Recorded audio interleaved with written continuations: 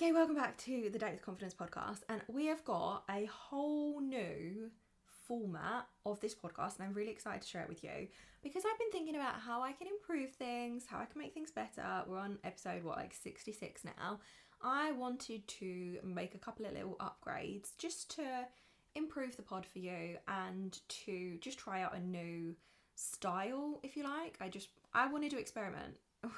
We know that I have ADHD, we know I get bored easily, we know that I like to try new things. So this is the first of many episodes in this new format. I'm going to briefly share what the format is and then we're just going to dive into it. So the main part of the episode is going to be exactly what was titled, so how to quit dating someone you're just not into. We are going to talk about the how, the actual strategy, the mindset stuff. That's what the main parts of the episodes are going to be. Maybe not in this entire episode, but although actually we're doing mindset strategy in the whole thing. We're going to talk about that in depth. That is really going to be kind of your more intentional content in terms of helping you actually date with confidence. And then we're going to have our happy hour, which is going to be about me and my current dating situation. And we've got a couple of new little slots for that section. So for the happy hour section, we've got 3 things that we are going to start covering every single episode. I'm really excited about this. And when I've spoken to a few friends about this, I have said to them, this is what I'm thinking of doing. I'm really excited. I love this idea. I feel like this is going to help me connect with people more. I feel like it means that I get that balance between making sure that there is like value in the podcast, but also I get to actually be myself and just chat shit with you and give you an actual update on my own dating experiences. And I like what I've come up with, not gonna lie, I'm excited, cannot wait. And the people that I've spoken to about this in advance have been like, oh my fucking god, that is a brilliant idea. So I want to hear your feedback. If you are listening on Spotify, then vote in the poll there. If you are watching on YouTube, oh my god, yes, we're doing YouTube videos again. If you're watching on YouTube, leave me a comment. If you're anywhere else, come over to the Your Confident 30s Instagram, because that's where I'm most active at the moment. If you message on the Date with Confidence one, I'm probably not going to see it. So come and message me at Your Confident 30s on Instagram, just to let me know how you are finding this, whether you like this new format, and make sure you start getting involved in these episodes, because part 3 of the podcast episodes is all about your dating dilemmas. Now, for this to work, I need you to send them in. So we've had some amazing ones in the past, but we need some new ones. So I want to hear from you every week, and then that'll be your little advice corner where I share my own thoughts, answer your questions, help you with your dating dilemmas. I'm excited. It's going to be amazing. So with that being said, let's get into the actual main part of this episode. How to quit dating someone you are just not that into. And before we actually talk about how to end things, I just want to reassure you, like, it's okay for you to realise that you're not that into someone. It is absolutely okay for you to have gone on a string of dates with someone and then you to hit a point where you're like, oh, actually, they're not for me. And it could be that they have done something that has instantly put you off, which, spoiler alert, I'm going to update you on my own current dating situation shortly. It could be that they've done something really specific that you're just like, yeah, no, not for me. Could be a massive thing, could be a massive red flag, could be something that is really subtle, but you just know that it doesn't align with you. Or you could just reach a point where you're like, okay, we've had some fun dates, but I'm just not feeling it. The chemistry is not there. There's no attraction. If I never saw this person again for the rest of my life, I wouldn't give a fuck. So it is okay to realise that. And I think so many of us, and myself included, have had these moments where we have been dating someone, really nice person, get on well, dates have been good, but you just know that it's just not your person, and then you feel guilty because there's nothing wrong with them, right? You have this sense of guilt of like, oh, but they are a good person, so maybe I should just see how it goes because I don't want to get rid of a good one and then end up just dating dicks for the rest of the year.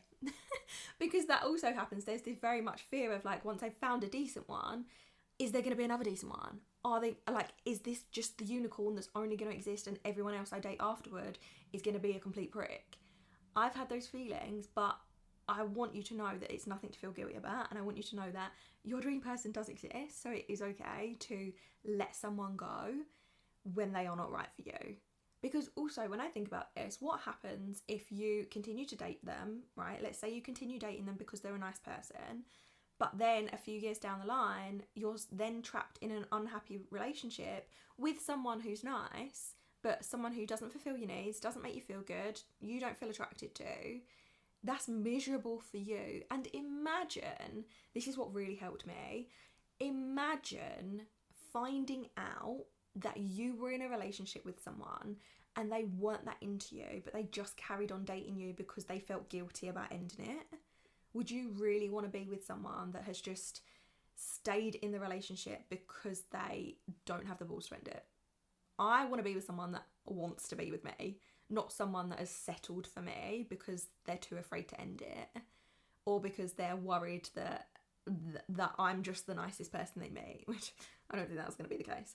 But it is better for everyone else involved for you to cancel things. And the sooner you do it, the better. As soon as you know they are not for you, end it, get out, move on.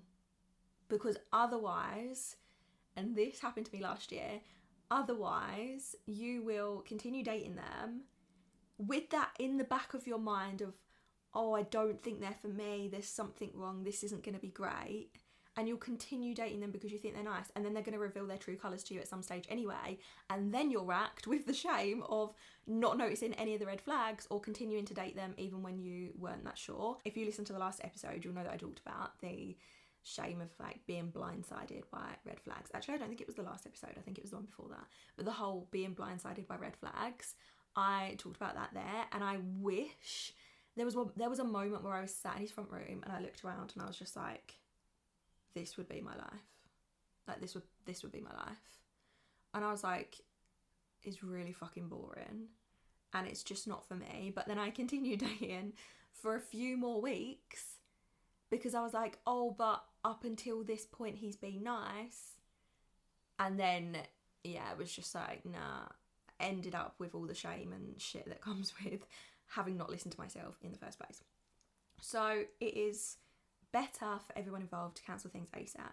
Now, to actually end things with someone, I used to think that doing it in person was the best thing. If you listen back, I think it was the second ever episode of this podcast, How to Break Up With Someone in the Kindest Way. I talked in there about meeting them face to face, ending things in maybe an open space, and I stand by that when it's a long-term relationship. My 5-year relationship was ended over FaceTime on Facebook Messenger.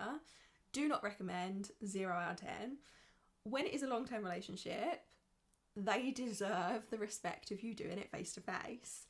However, when you've only been dating them for a few weeks, maybe even a couple of months, when you've not passed the point of intimacy, when you haven't been staying with them regularly, when it hasn't started to look like a relationship, I believe that sending a text message is absolutely fine, and that is because it gives them time to process things themselves. And I think about this in terms of myself. If someone's going to end things with me, would I want them to plan another date, me get to the date, and them go, oh, I'm just not that into you, I don't want to see you?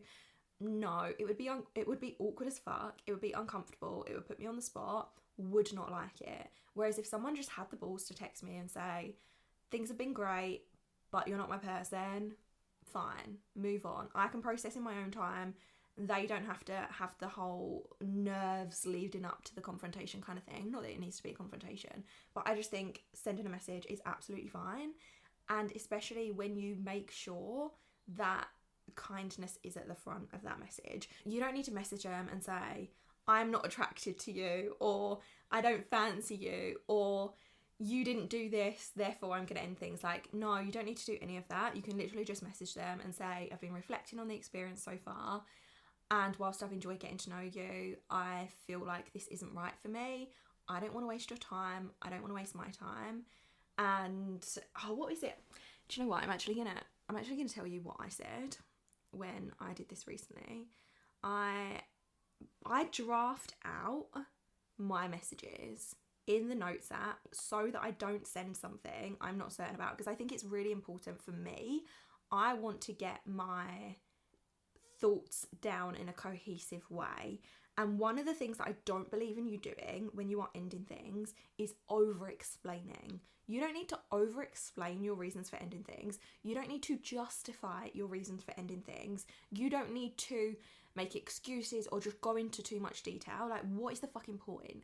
You don't need to apologize for ending things. And this is something that I've had to work on so much over the last few years. I'm not going to apologise for the way that I feel. I'm not going to apologise for the fact that I don't want to date you anymore, because it is not something that I should be apologising for. It's what the dating experience is. I don't need to say, I'm sorry that I'm not into you. No, you're not sorry. It's just how you feel. So I say something along the lines of this. I'm not going to read it word for word because it's a little bit personal. But I say something like, I've been reflecting on our dates, and whilst I've enjoyed my time getting to know you, I don't feel like the connection is strong enough on my end to continue pursuing something. Done, explains it. And then when I've had a good experience with that person, you're a genuinely lovely person, I've appreciated the time we spent together, but I don't want to waste your time or mine when I know in my gut that this isn't right for me. I hope you find your person and have what you deserve in the future. I think also, people can't argue with your gut, like with your gut instinct. How can someone then come back and be like, no, you're wrong? Like, no, my fucking gut instinct is right. The end. And also, I feel like the people that I'm dating now anyway just wouldn't be a dick about it. Like, they just wouldn't. I listened to something so funny on TikTok yesterday. My friend sent it to me.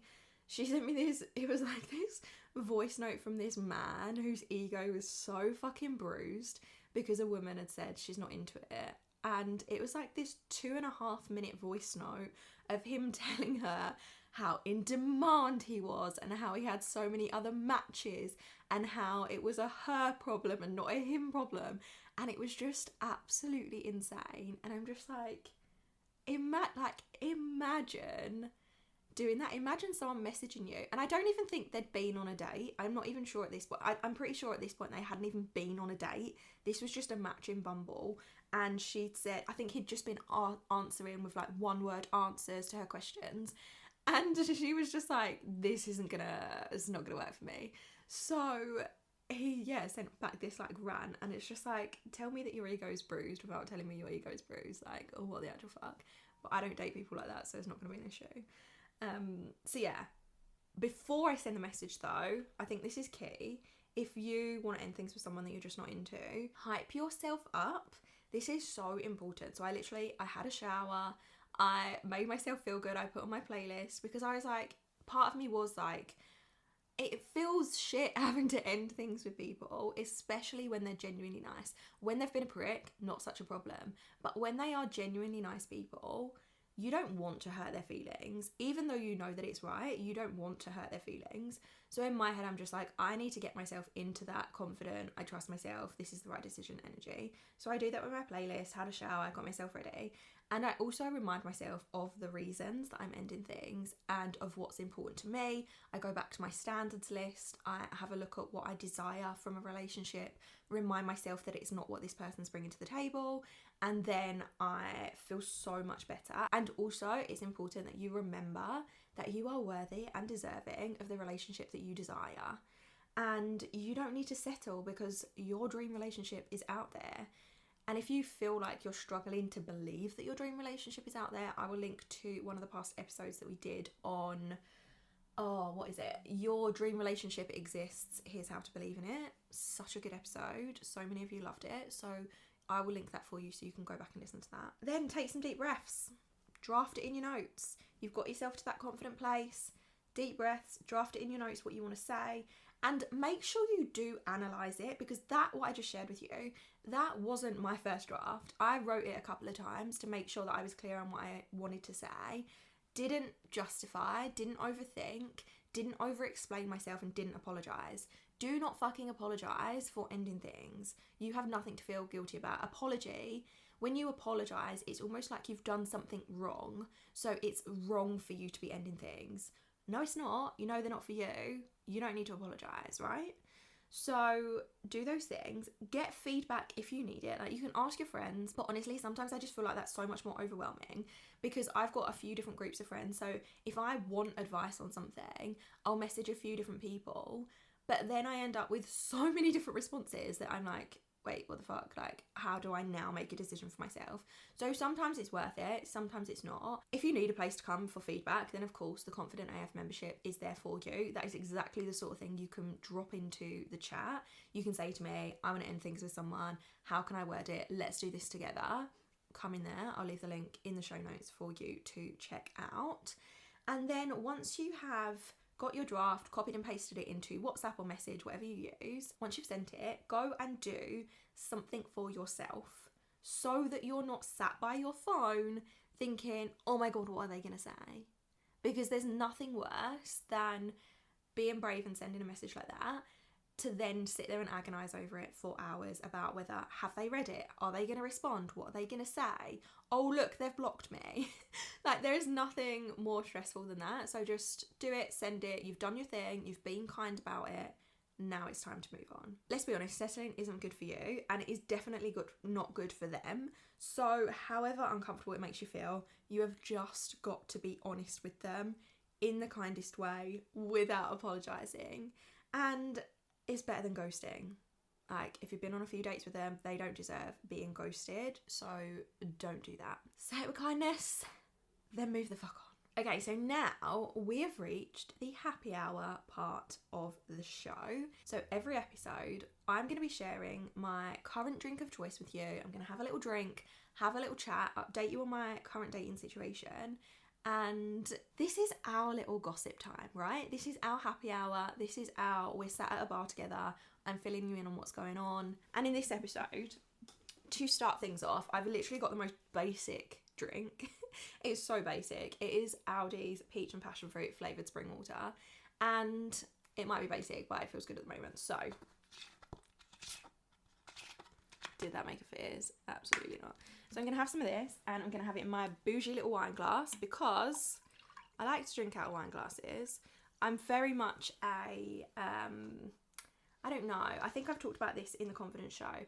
I like to drink out of fancy drinkware because it makes me feel good about myself. When I'm actually drinking out of glasses that I enjoy, it makes me feel like a really good version of myself. These are kind of the standards that I have for myself. I like to drink out of fancy glasses. If you've ever met me in real life, or if you knew me like 10 years ago, you'll know that I used to take a wine glass to the bar with me because where I lived wouldn't have wine glasses. So I would take my own and be like, can I have in this one? Or like, as standard, drinks would get poured into plastic cups and I'd always be like, no. I'll have a wine glass, please. Or I will have specific glasses. And I'm still the same now. I went out to London with a friend a few weeks ago and I ordered a soft drink. I can't remember what drink I ordered, but I ordered a soft drink and I was like, can I have it in a wine glass, please? Because they're my favourite. So cheers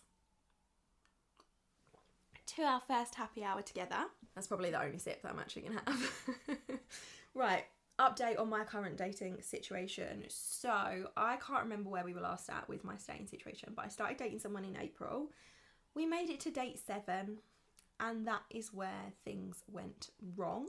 So we'd had some nice dates. We had been to the cinema a couple of times. We'd been on a few like park walk, picnic style things. We'd gone to Richmond Park.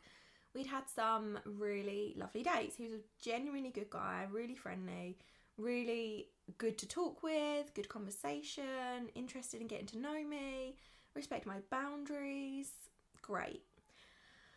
But we got to date 7 and he was like, we were talking about what to do, and he said, why don't you come around to my area again, which is where I'd been the previous weekend. And to be honest, like that whole week I hadn't been well before I'd seen him. I'd had like a migraine for 4 out of the 6 days and I wasn't feeling that great, but he'd said, why don't we do something in my ends, which is fine. However, we'd spent a lot of time me travelling, which I hadn't even considered at this point. I didn't consider this because things had been going quite well. So, you know, things that you don't actually recognise until something goes wrong. So I'm like, fine, yeah, we'll do that. I'll come to yours. Not ready for sex yet, so let's get that off the table immediately. I do like to put that out there when I'm not feeling it, because I don't want to give someone the wrong expectation. And although this has happened in the past where I've gone to someone's place and I've been like, I'm not into sex, like in my 20s, they've always tried to make it about sex, and I was just like very upfront, like, this is not, I'm not here, like I'm not up for that. So as long as you're fine with that, then yeah, I'll come to yours. So go to his.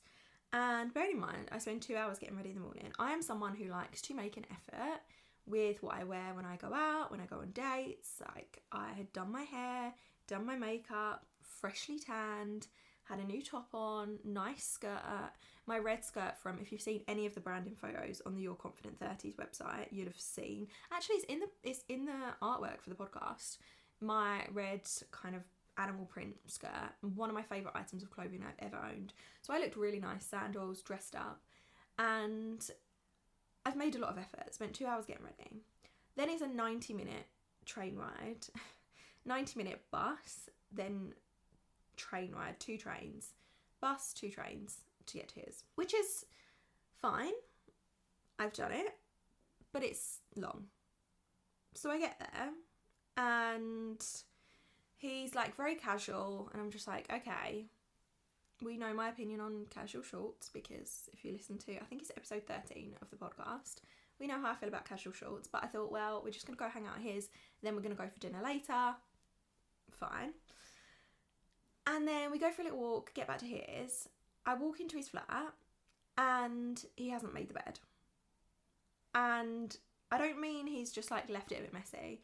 I mean, the duvet's like screwed up in a ball in the middle of the bed, as if he's literally just rolled out of it. Now, when I messaged my friends about this, I was on the train and I was just like, this is a problem for me. Am I right to be pissed off about this? Tell me what you think.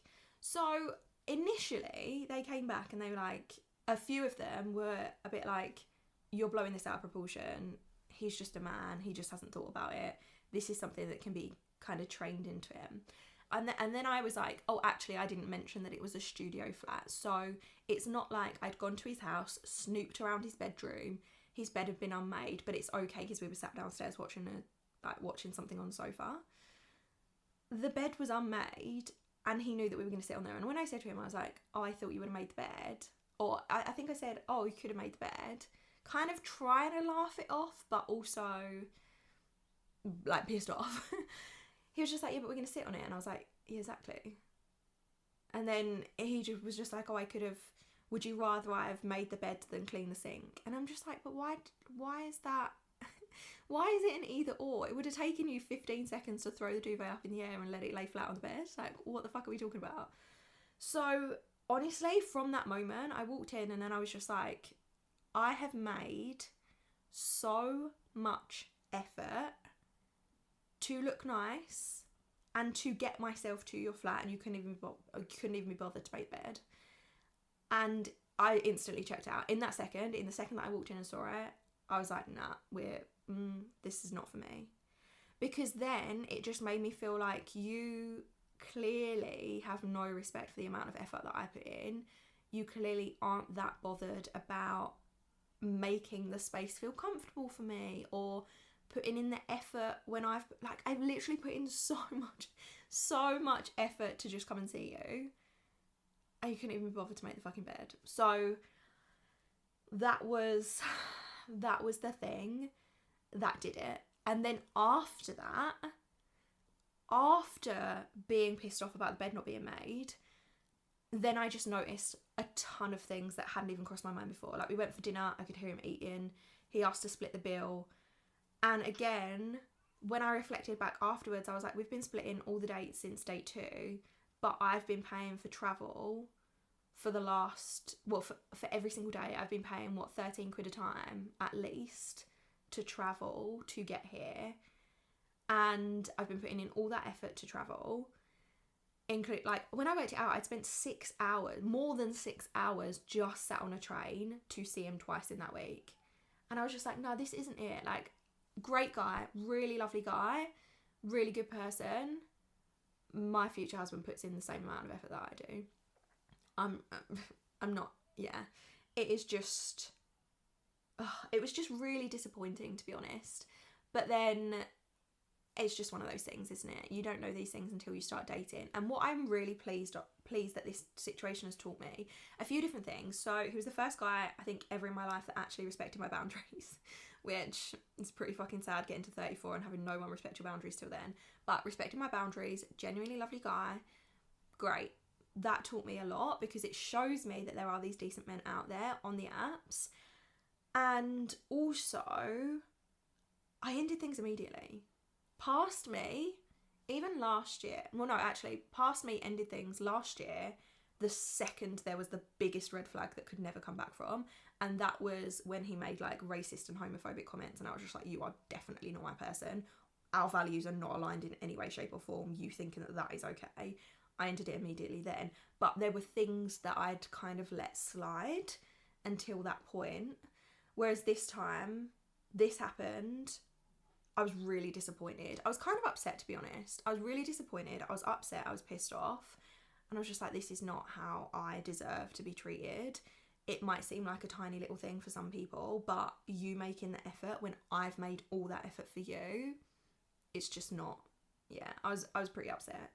But the fact that I ended things so fast, and I was able to hear it in my gut instantly. So as soon as my gut was like, nah, we're out, I was able to call it quits. I literally messaged him 2 days later. The only reason I didn't do it the next day is because I had so much going on in terms of work and then in terms of family life that day. There just wasn't a moment for me to sit down and craft a cohesive thought that was kind and made sense. So yeah, 2 days later I messaged him and I was just like, what I shared with you earlier, this is not it for me. And I think I had so many more expectations for someone, especially being older. Like, he was 41, divorced. I was like, right, so you obviously know how to behave in a relationship, I guess, although we're not in a relationship. But it's one of those things where I've dated people before who've never been in a relationship, and I don't want to be the person that teaches someone how to be in a relationship. I don't. I want someone that's experienced. I want someone that knows what it's like to be in a relationship. I don't want to teach someone to be like, oh, this is how you need to treat me. I don't want to do that. So I had really high expectations. We had a lot of the same values, a lot of the same thoughts on things, but this, I don't know. Yeah, it was just kind of just really disappointing based on how we'd connected up until that point. But then also maybe the fact that we weren't, like, there wasn't that chemistry there either. Maybe that would have been the thing that had happened if it wasn't for the fact that the bed was unmade. Like, I didn't feel the chemistry there. And I think in my head, I'm just like, oh, but of course the chemistry is not going to be there because you're meeting on an app. It's very different to when I used to meet men in pubs or bars or out anywhere. Pretty much, like, when I lived abroad, like, literally meeting someone anywhere, that wouldn't matter. It was very different then because you have that chemistry in person. You meet them, you've got that almost like sexual attraction, or you know that someone's fit, or you can smell them, or like whatever it is, like, you've got that chemistry straight away when you meet in person. Whereas when you're on the apps, obviously you can't see that. You only see photos, and like, let's be honest, like, men don't take the best photos, do they? Right? Like, they're just not that good at taking decent photos for their apps. So I don't know, you can't really tell. And in my head, yeah, I kind of convinced myself that, oh, you're of course you're not going to have chemistry because you're just meeting on an app. But actually, I'm changing that for myself. Of course, I can get chemistry from someone that I meet from an app. And of course, there can be good chemistry from someone that I meet on an app. That is the mindset shift that I'm going to take myself through right now, because I want to believe that I get to have the chemistry and I get to date really good men as well. So, a bit disappointing.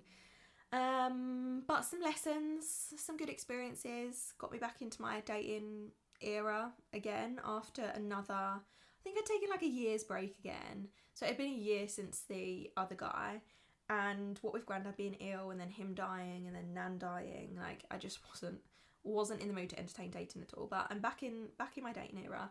So now what I'm going to do is go back through my standards process, and I actually recorded a 10-day course called Manifest the One, where I go through all my standards process, everything that I do when it comes to actually creating my dating standards. I'm going to take myself back through there and get clear again on what I want and what I don't want, because this, this experience, every single experience I have when it comes to dating, highlights something new. So it either highlights something else that I want from a relationship, or it highlights something that I don't want, that I didn't previously know I didn't want.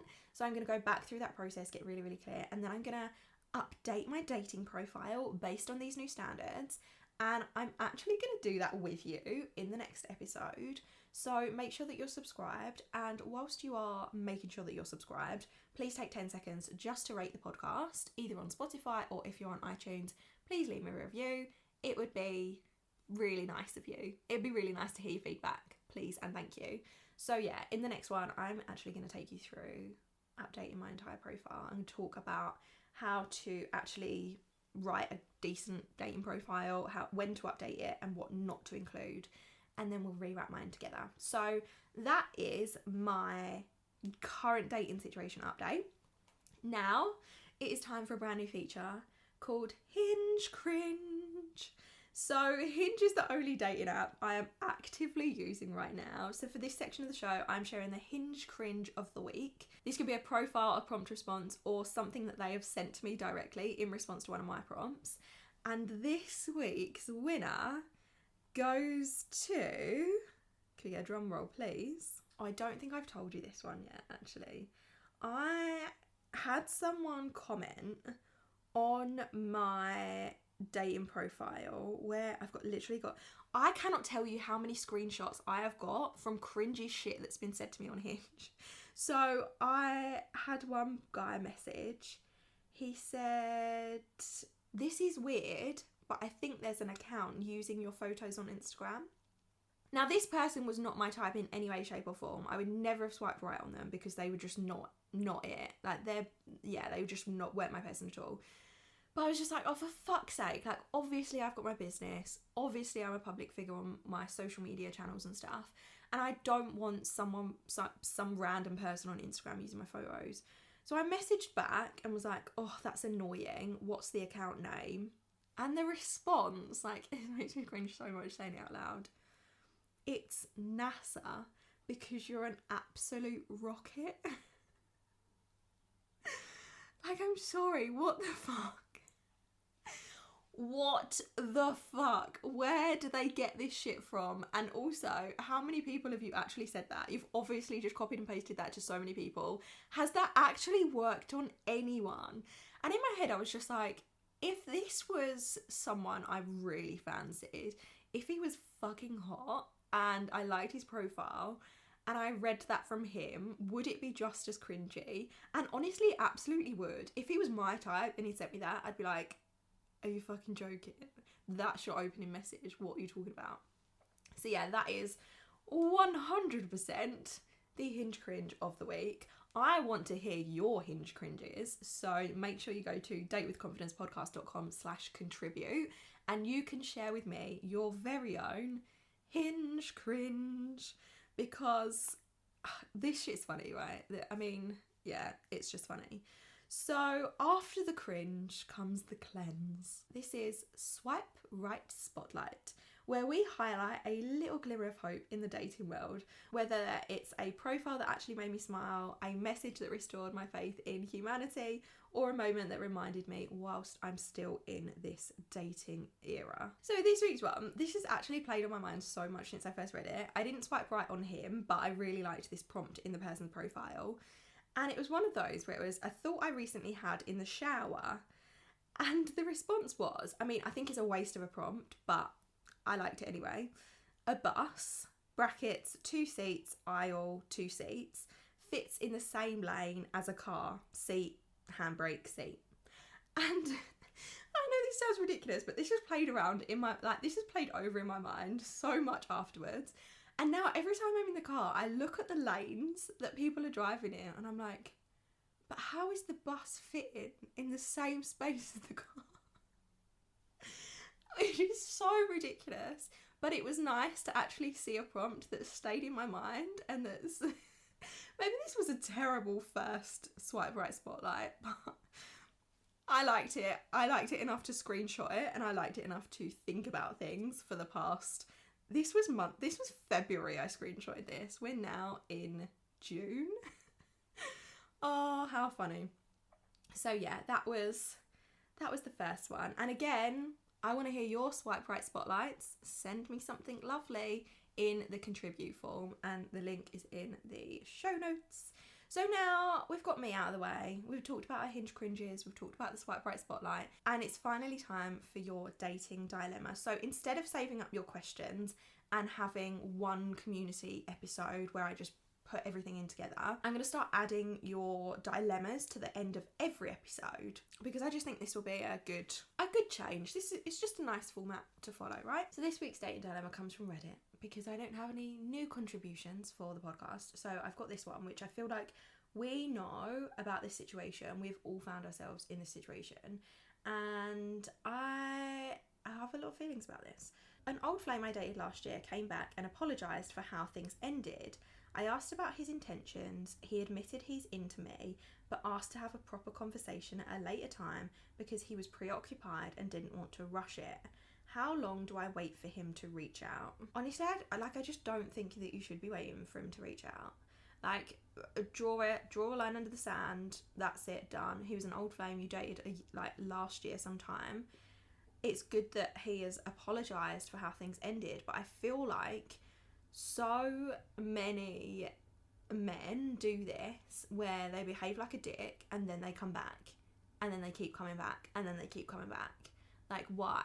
You had your chance, you behaved like a dick, and we know he must have behaved like a dick because he apologised for how things ended. So why are you giving him a chance? He's into you, great, good for him. He had a chance to get to know you. So what? He had a chance, he blew it, he walked away. You deserve better than that. You don't need to wait for him to reach out and chat with you. You don't need to wait for him to reach out and explain more or have a proper conversation about why he ended things.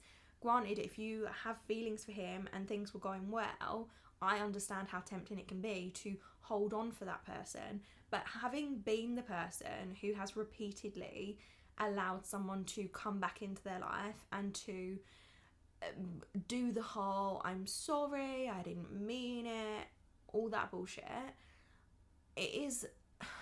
you just deserve so much better than that. You deserve someone who knows that they want you and who chooses you the first time. If he has come back around now, why is that? Is it because he hasn't met anyone better since then? That's his loss. Why wait around to see when he's going to reach out to you? Honestly, he's probably just said that he wants to reach out at a later date when he's not preoccupied, because it was an easy get out for him. It was easy for him to get out and be like, oh, hang on, I'm busy at the moment, so let me come back around another time. Like, no, he had his chance with you. He chose to ghost you. He chose to walk away. Let the dead sleep. He's disappeared. He's gone. He's done. You deserve so much better than that. And this is a problem I feel like so many of us have. Like, when you continue to chase or allow these people into your lives, you are repeatedly saying to the universe and to yourself that that is what you deserve. But in instances like this, your self-respect has to be higher than your emotions. I get that you liked him. I get that you had a good time with him. I get that you enjoyed that time. But you have to respect yourself more than he is respecting you. If he's come back, it's great that maybe he's reflected on the fact that he was a dick and he's apologised. Brilliant. You got an apology. See that as your closure. Move the fuck on to someone who actually deserves to be with you and who you actually deserve to be with, because you sure as shit don't deserve behaviour like this. Especially when you're in your 30s and the type of people that you're dating should know better by now. I feel like that was quite intense. But I want to know from you, did you enjoy this new format of the podcast? Tell me somewhere. DM me on Instagram, leave a comment on YouTube, email me, hello@RebeccaLucyH.com, because we haven't got a podcast only email address yet. Do that, contribute to the Date with Confidence podcast, or fill out the Date with Confidence podcast contribute form, which is literally datewithconfidencepodcast.com/contribute. Share your thoughts and feelings with me. I want to hear. Rate the podcast, review the podcast. I've got really big plans for this show, and I am really hoping that this new format is something that you are just as excited about and that you enjoy just as much. Never forget that you are worthy and deserving of the relationship that you desire. And if you desire it, it is destined for you. Don't forget, in the next episode, we are going to be rewriting my dating profile together. How exciting! I will speak to you soon. Lots of love. Bye. Thanks so much for listening to the Date with Confidence podcast. I hope you've enjoyed this episode. Subscribe, rate and review, and share it with your single friends.